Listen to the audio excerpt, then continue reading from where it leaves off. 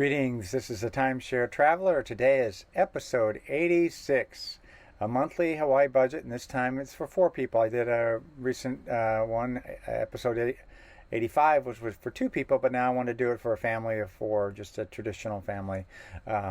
So it's some of this is fairly similar to, but I wanted to talk about how to make this happen. I think this is an opportunity. If you get the chance, you should pull it off. Preparation on things you need to do, a little bit of discussion about booking in advance and why that makes sense.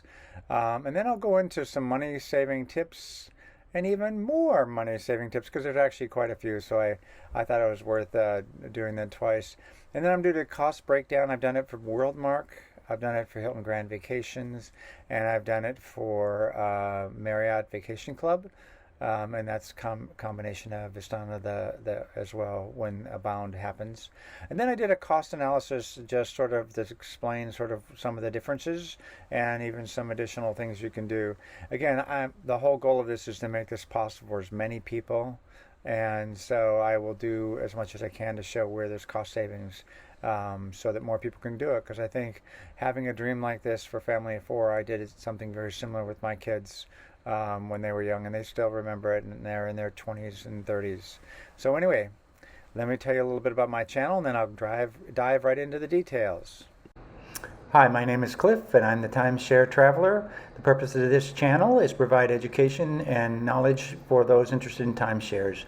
I've been a timeshare owner for over 15 years. I'm an elite owner with Marriott Vacation Club, Hilton Grand Vacations, and WorldMark by Wyndham.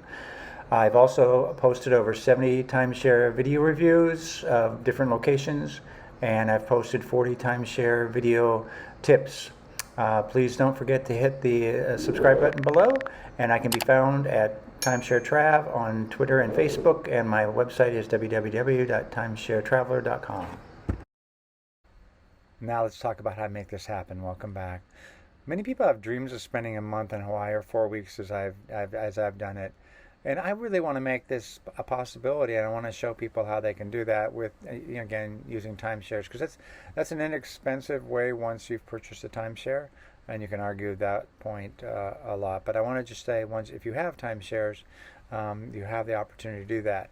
And I want to show you how to make that happen, and make a memory that your family will never forget. When you do a month in Hawaii, or a month anywhere, but Hawaii being tropical and beautiful and all that, there's the family memories that last a lifetime. And I mentioned earlier my kids and I did something similar, and they still talk about it, and they're in their 20s and 30s. And things have gotten easier in some ways. Things are harder in other ways, but some jobs allow you to work from home, so a month planned ahead. So that's possible for a lot more people now than it was when my kids were younger. And homeschooling online is possible for a month, although it takes away a little bit from the romantic piece, so maybe it's best to do it in the summer when the kids are out of school. But anyway, that's how to make it happen, and I really hope I make that possible for many of you watching this video. And now preparation. It's the boring part, but it's the part if you don't do it, you wish you had. So here's one thing is, so some people say, 4 weeks of a timeshare, that's expensive, I'd have to buy a lot of points. Well, the other thing you should know about timeshares is you can actually pull forward. So if you have 2 weeks, and I'm saying you should do 1 week free, and I'll go into that in a bit. You pull 2 weeks forward. If you only have 2 weeks, you can make this once in a lifetime opportunity happen. What's the difference if you have a little time less vacation for 1 year after you do a major thing like this? The other thing is, do you want to go to one island or more? I personally I'd do one, but just because it reduces the airfare. There's some trivial things that aren't trivial, like who's going to watch your home, who's going to do the yard if it's in the summer, mail, all that kind of stuff. Again, I highly recommend when you do this, packing light, because most timeshares have washers and dryers, and you can, one pair of pants, 2 pairs of pants, some shorts, lightweight shirts, and at the end of the day, they have stores, and you can go buy the few things that you realize were substantial that you should have remembered before you went. So let me talk a little bit about planning the trip. The key to any trip planning is really booking in advance. You'll get the rooms you want. You'll get the rooms with the least amount of points because those tend to go first. It's really the hard part. I mean, I don't want to make it sound easy. You got to book the airfares. You got to double check, is it going to work for everyone? You may have a little up and down adjusting to do, and you have to do it well in advance. 6 to 8 months in advance is at least what I would do. But again, it's a once in a lifetime thing, so having an 8-month planning horizon doesn't seem an unreasonable thing. Again, airfare is cheaper when you book early. The rental cars in Hawaii right now, they're ridiculous if you wait to the last minute. You can get better deals if you book 6 to 8 months in advance, so it'll just make it a lot less expensive. I travel on Southwest Airlines, and this is because 2 bags fly free. I don't want to sound like their marketing department, but when you're going for a month, you're going to pack more things. I even pack my coffee, my French press, so I like to have my real Hawaiian coffee and a French press rather than the sort of hotel style coffee that the timeshares have. So let me talk to you about some cost savings now. Money saving tips. I'm frugal. Maybe people would say cheap. I don't know. You can make fun of me. It's okay. I get to go to Hawaii a lot because I'm frugal. You're there for a month. No reason to rush. Try to live local. Most of the locals, by the way, go to Costco, and they get their gas at Costco, in fact. It's the busiest gas station on the island as far as I know. And again, if you travel off peak, and I know can be a little tricky with kids and stuff, but if you travel like the end of May or early September, you can get 30% off points, at least for Hilton Grand Vacations, and even some of the Marriotts are less points. So get it. The other thing is, if you're going to travel Southwest, like I suggested for the bags flying free, get a Southwest credit card. You may that's how you're going to end up with a companion pass, just by doing the credit card. At least that's how I did it when I first started. And get the hotel credit card that you're going to use. If you're going to do the WorldMark, then get the Club Wyndham. If you're going to do the Hilton, get the Hilton Premier card. If you're doing the Marriott, do the same thing with the Marriott card, because you'll end up actually getting enough points possibly to get most of that free week that I keep suggesting over and over. Here's the other one. It's a money-saving tip, and most people are like, no, I don't want to do that. In the case of WorldMark, I just ask, and sometimes I get they don't really have, the places I've stayed, they don't really have oceanfront views and different point levels, where Hilton and Marriott do. But here's what I did. I'm in my resort view because I want to stay there longer, and I go down to the lawn chairs right by the rocks, because you get to actually listen to the waves better than you can hear them really from the rooms.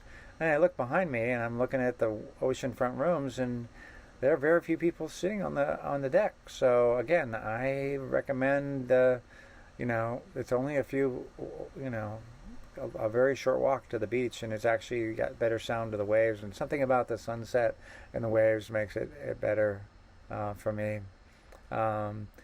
And if you can, stay in the 1 bedrooms instead of 2. I'm just have a vision of small kids, less than 12 years old. When they get to be teenagers, it's a little more difficult. They've got a lot more events. But when they're younger, they're going to spend so much time in the pool. I mean, this is really just an opportunity to be by the ocean, having the sunsets, but they'll be playing by the pool, and you can go do activities. You can do that to sort of keep them out of the sun for some of the day. But anyway, that's some money-saving tips, and I even have some more. But wait, there's more. More money-saving tips. Buy food at Costco and cook. You're having family time, so involve the kids in the cooking. I always had a fun time doing that.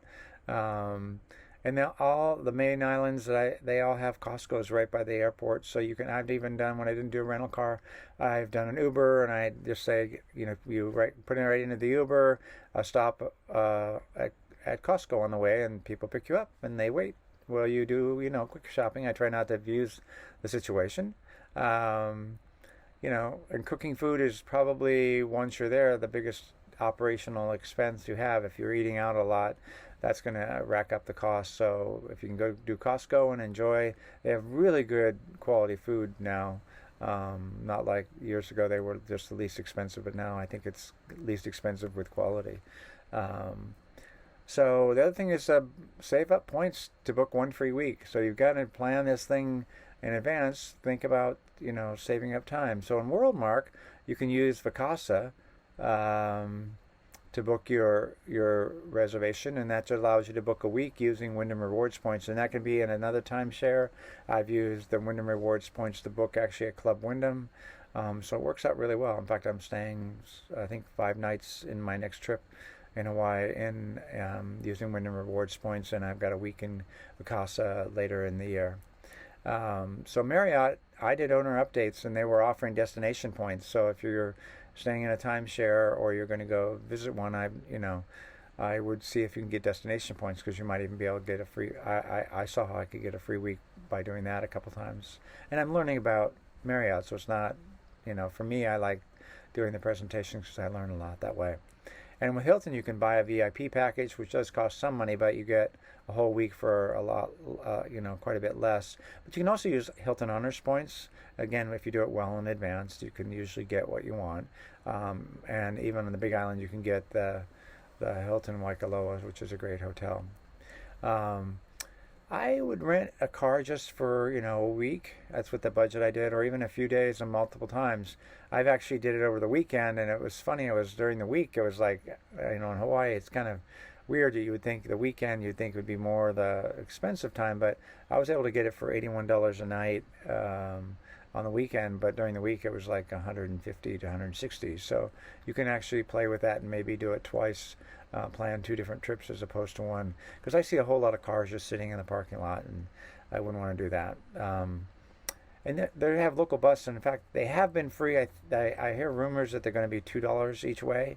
So I go to the gym some days, and they're in Kona in the Big Island, or in Kapalua in Maui, and so you have to take a bus from Kihei, and it's $2 each way. And it's, hey, you're in Hawaii. It's kind of an interesting experience to do it a couple times. So if that's what you do, and you can also take the bus to Costco if you forgot stuff, and not have to spend your car days when you're going to have your rental cars. So those are cost savings. Now let me discuss the actual costs. Okay, let's look at the budget now. As you can see, the bottom line is the WorldMark is $7,700. And Hilton's are slightly more at 78, and then Marriott's quite a bit. And I'll go into the detail, the analysis of why the Marriott's a little bit more. But basically, you've got comparable. You've got $1,800 for the airfare, the car rental, again $800 for a week, and you can split that up into 2 different weeks, which is what I typically would do. Costco food for 4 weeks, I put that to $1,200. That's across both of them, dinner out. I moved that up to $800. I think I had a little bit less with the 2 people. And then I had 2 weeks in the 1 bedroom and 2 weeks in 2 bedroom. And again, I'll talk about how that's a possibility to do it with 1 bedroom, but that depends on your size. And then I added $600 for the miscellaneous fees, so I came up with a grand total. And then I took 1 free week, as I suggested, and then I did a Southwest Companion Pass, so you would end up being quite a bit less on the airfare, and then that's how I got to my totals. If your numbers need to be adjusted based on your lifestyle, you can take those basic numbers and put them in a simple spreadsheet for yourself. But anyway, I'll go now into the sort of analysis. So here's a little bit about why Marriott's so expensive. The 2 bedroom from Marriott costs twice as much as a 1 bedroom. And when I say cost, I mean it in points, and that's really your maintenance fees as well. Hilton's about 50% more, so it's only half as much to go up from a 1 bedroom to a 2 bedroom, and WorldMark's only 24%. So that's really fundamentally what drives the cost difference. So again, that's one of the recommendations I had, is if you could, 4 of you sort of fit the parents in the master bedroom, and some of the units even have 2 double beds in the master bedroom. Then you can make that work. But if you can make it work with a 1 bedroom, you get quite a bit of savings there. And again, Marriott, they have often are better beaches, They don't often have a kitchen in the one bedroom, which has always been a struggle for me. At least in Hawaii, the Waikoloa and the Kauai Beach Club, the one bedrooms did not have full kitchens. So again, at a minimum, if you could switch to one bedrooms and the kids are going to be in the pool, again, I can't speak to your family, but that's how you could save, roughly $1,000 just there. Anyway, I hope this has been helpful. My goal is to get as many people to do, even if you don't do Hawaii, you can apply this to Florida and make it a driving trip. You can do all kinds of things. But here's some of the same concepts are very valid. How you can have a family vacation to be remembered for the ages. Hope you enjoy this. Please subscribe to my channel. It really helps me a lot.